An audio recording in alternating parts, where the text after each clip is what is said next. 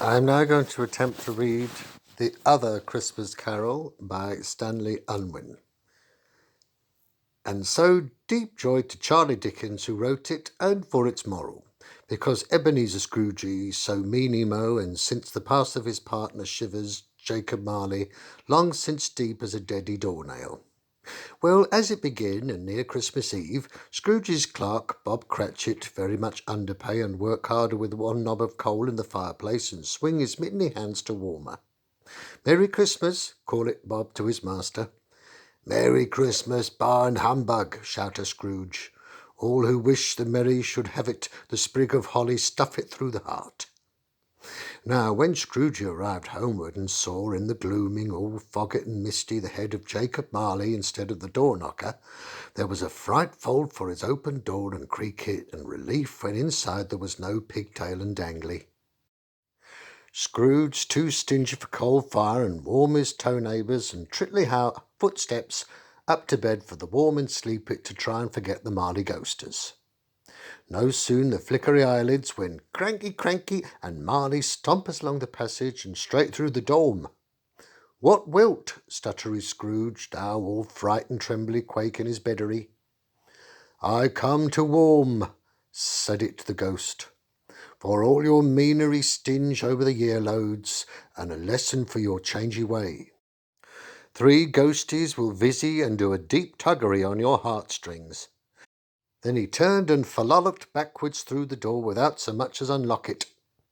Well, all trembly fluttering, Scrooge waited. Just as sleepers creepily on, he heard the clock strike 1, and the curtains slowly moving on his 4-poster and ghostly apparition tug on his nightcap tassel. "Oh, Scroob, for your past sin, and look it back shamefold from the morn to evil. For only in this can you learn to be taught."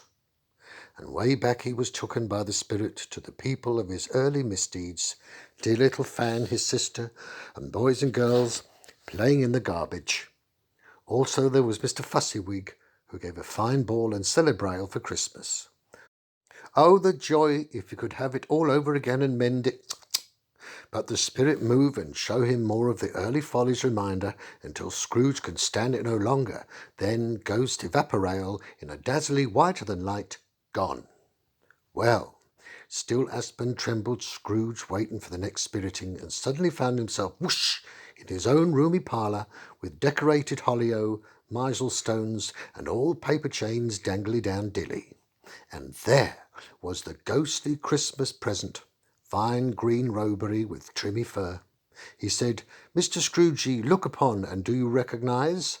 "Ah, yes," said it Scrooge, very heartfeel and meeky.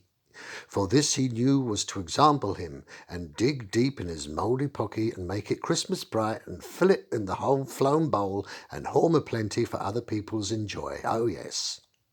Then he found himself transporting into the home of his clerky, Bob Cratchit, all hard worky, and only 15 shillings to pay the feedy family and clothe. Oh, folly! The Cratchit family were having a humble Christmassy enjoyal, and there was a toast call, "Let's drink it health to Mr. Scroogey," and they all raising glasses of weaker currant Joyce. "Me too," cried Tiny Tim, who was Bob Cratchit's tiny son and not too strong.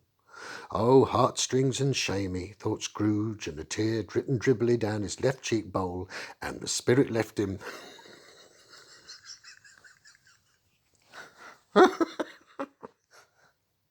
Let me just try that again.